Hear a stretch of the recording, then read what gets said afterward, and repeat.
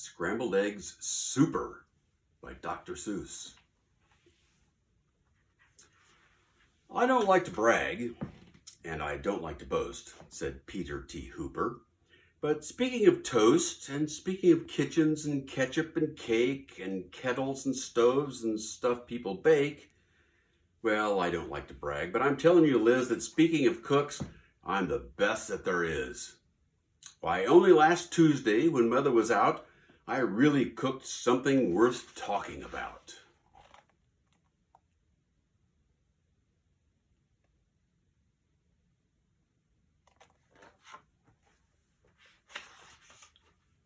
You see, I was sitting here, resting my legs, and I happened to pick up a couple of eggs, and I sort of got thinking, it's sort of a shame that scrambled eggs always taste always the same. And that's because ever since goodness knows when, they've always been made from the eggs of a hen, just a plain common hen. What a dumb thing to use with all the other fine eggs you could choose.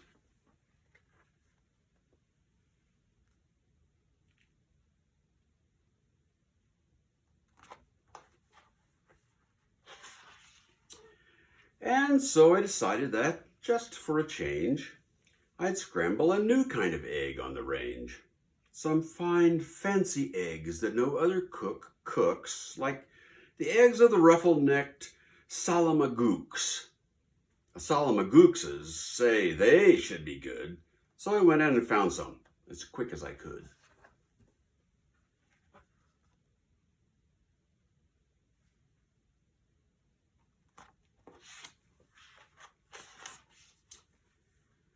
And while I was lugging them back to the house, I happened to notice a tizzle-topped grouse in a tree down the street.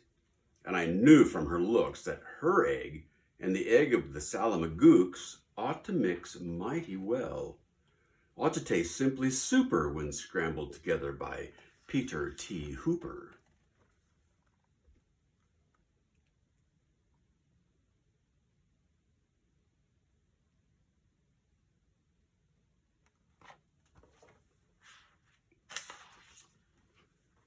So I took those eggs home and I frizzled them up. And I added some sugar, 2/3 of a cup, and a small pinch of pepper, and also a pound of horseradish sauce that was sitting around, and also some nuts. Then I tasted the stuff, and it tasted quite fine, but not quite fine enough.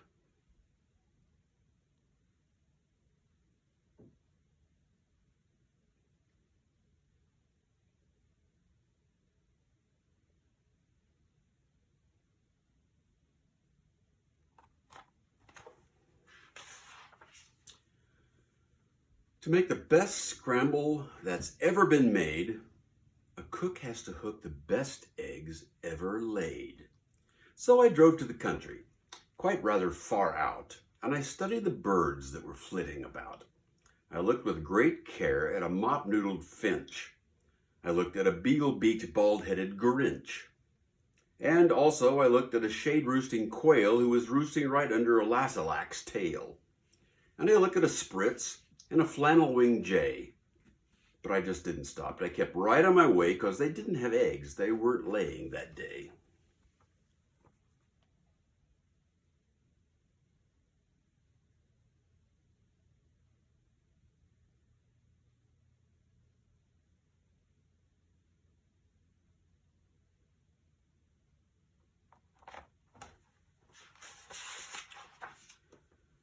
Then suddenly, boy, up that hill a short space, birds. They were laying all over the place. Great, happy, gay families with uncles and cousins all laying fine, strictly fresh eggs by the dozen. Why, I'd have a scramble more super than super. Scrambled eggs super-de-duper-de-booper special deluxe a la Peter T. Hooper.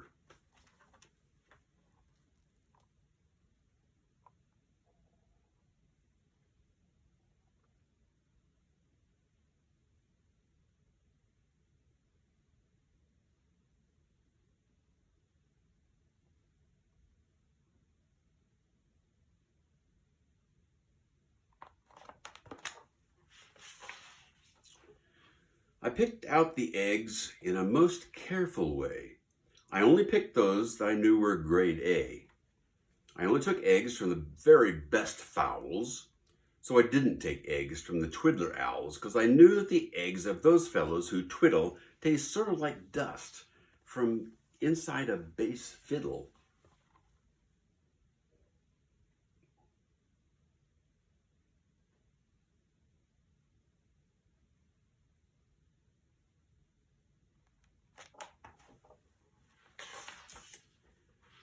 I went for the kind that were mellow and sweet, and the world's sweetest eggs are the eggs of the queet, which is due to those very sweet trout which they eat, and those trout, well, they're sweet because they only eat wogs. And wogs, after all, are the sweetest frogs, and the reason they're sweet is whenever they lunch, it's always the world's sweetest bees that they munch.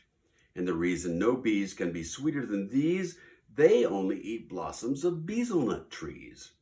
And these bezelnut blossoms are sweeter than sweet, and that's why I nabbed several eggs from the queet.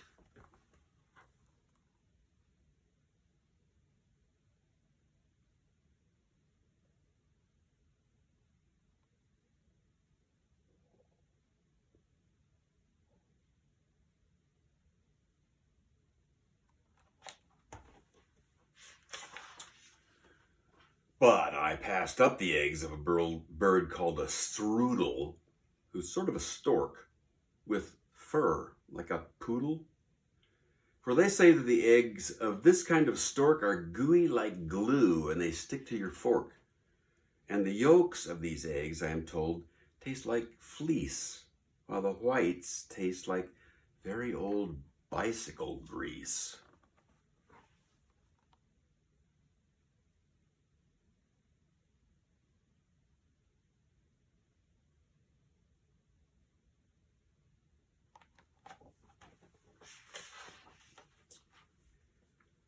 The places I hiked to, the roads that I rambled to find the best eggs that have ever been scrambled. I hunted new birds along wild tangled trails, through gullies and gulches, down dingles and dales. I wriggled my way and I crawled with a creep through a forest of ferns that was 40 miles deep.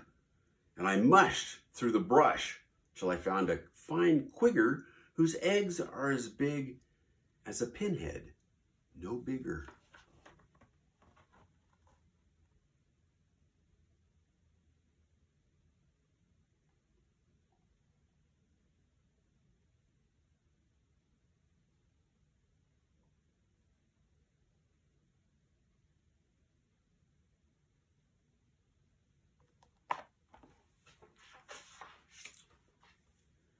Then I went for the eggs of a long-legger quong. Now this quong, well, she's built just a little bit wrong, for her legs are so terribly, terribly long that she has to lay eggs 20 feet in the air, and they drop with a plop to the ground from up there. So unless you can catch them before the eggs crash, you haven't got eggs. You've got long-legger hash.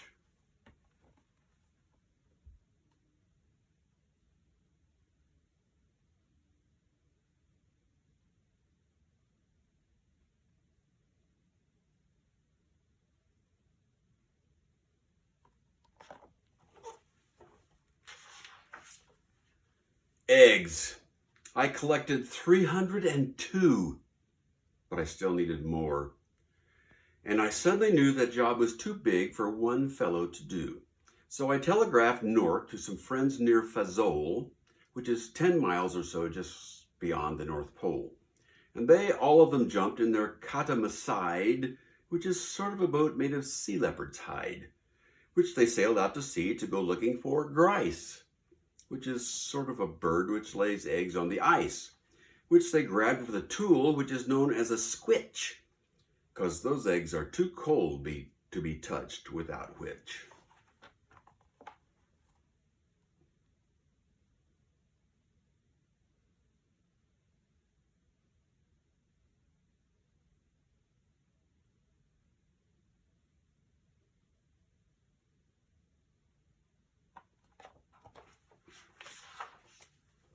And while they were sending those eggs, I got word of a bird that does something that's almost unheard of.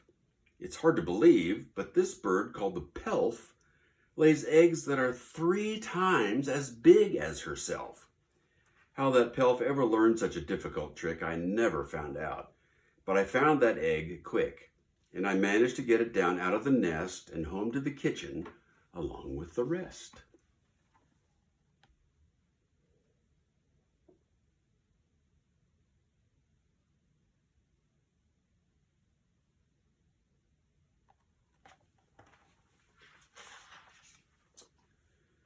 But I didn't stop then, because I knew of some ducks by the name of single file Zoomsian Zucks, who stroll single file through the mountains of Zums, quite oddly enough, with their eggs on their thumbs.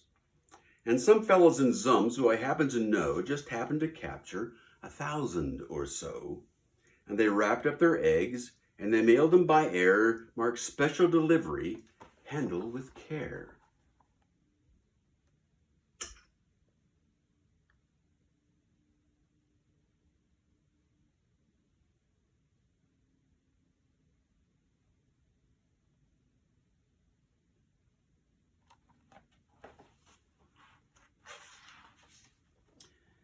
I needed more helpers. And so, for assistance, I called up a fellow named Ollie, long distance. And Ollie, as soon as he hung up the phone, picked up a small basket and started alone to climb the steep crags and the jags of Mount Struku to fetch me the egg of a Mount Struku cuckoo. Now, these Mount Struku cuckoos are rather small gals.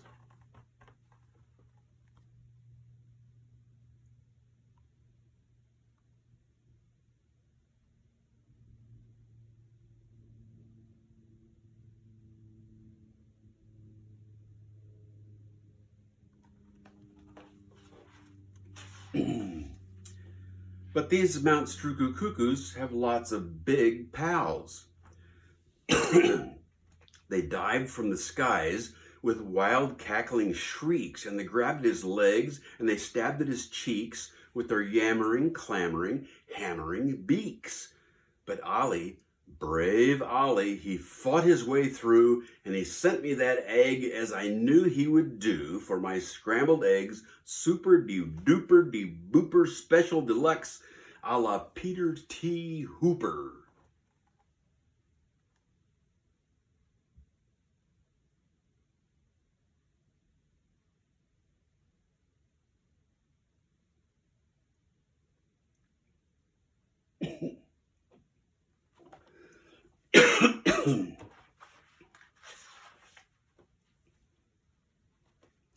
In the meanwhile, of course, I was keeping real busy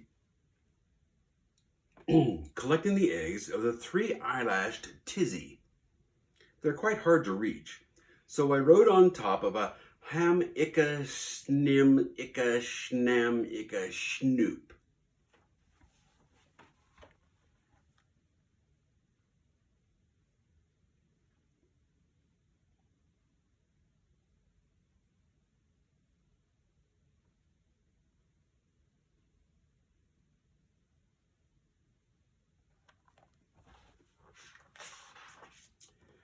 Then I found a great flock of southwest-facing cranes. And I guess they've got something wrong with their brains. For this kind of crane, when she's guarding her nest, will always stand facing precisely southwest. So to get to those eggs wasn't hard in the least. I came from behind, from precisely northeast.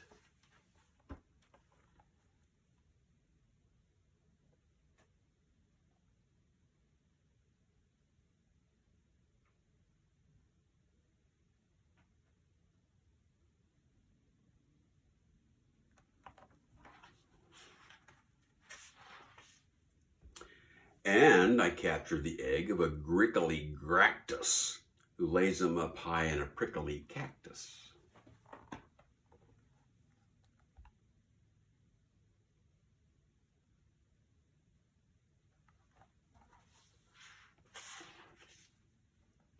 Then I went for some ziffs.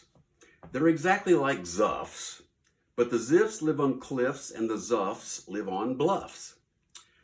And seeing how bluffs are exactly like cliffs, it's mighty hard telling the zuffs from the ziffs. But I know that the egg that I got from the bluffs, if it wasn't a ziffs from the cliffs, was a zuffs.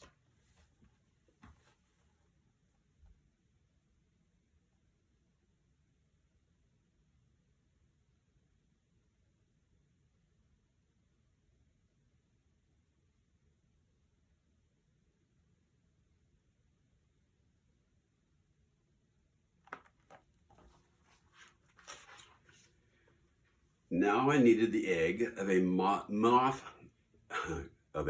watching sniff, who's a bird who's so big she scares people to death.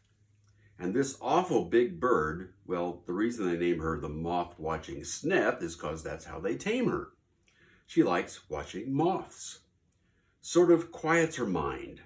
And while she's watching, you sneak up behind and you yank out her egg. So I got one, of course, with the help of some friends and a very fast horse.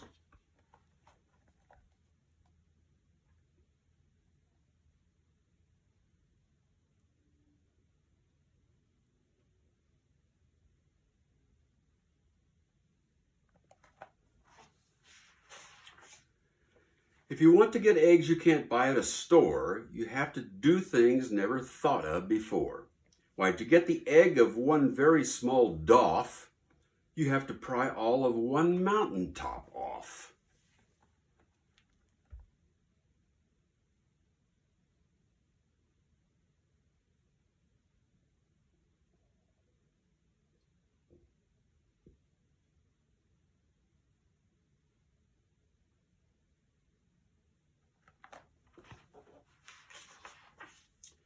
Then I heard of some birds who lay eggs, if you please, that taste like the air in the holes of Swiss cheese. And they live in big Zanzibar trees. So I ordered a treeful. The job was immense, but I needed those eggs and said, hang this expense.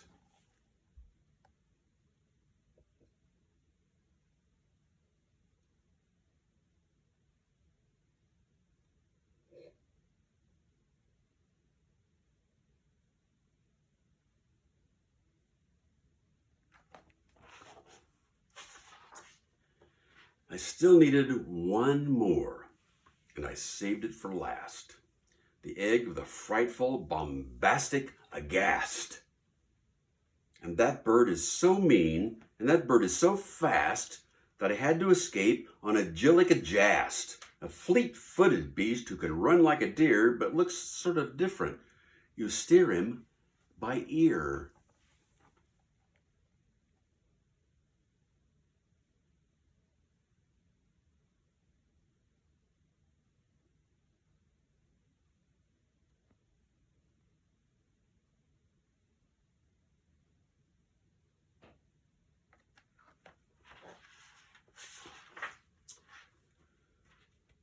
All through with the searching, all through with the looking. I had all I needed, and now for the cooking. I rushed to the kitchen, the place where I'd stacked them. I rolled up my sleeves, I unpacked them and cracked them and shucked them and chucked them in 99 pans. Then I mixed in some beans. I used 55 cans. Then I mixed in some ginger, 9 prunes, and 3 figs and parsley, quite sparsely, just 22 sprigs.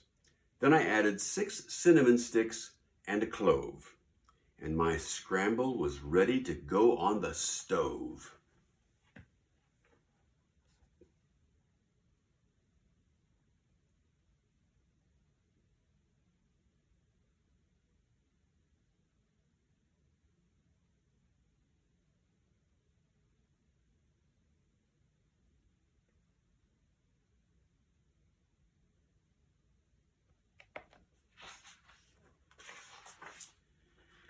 And you know how they tasted? They tasted just like, well, they tasted exactly just like the scrambled eggs super de duper de booper de special deluxe a la Peter T. Hooper. Exactly.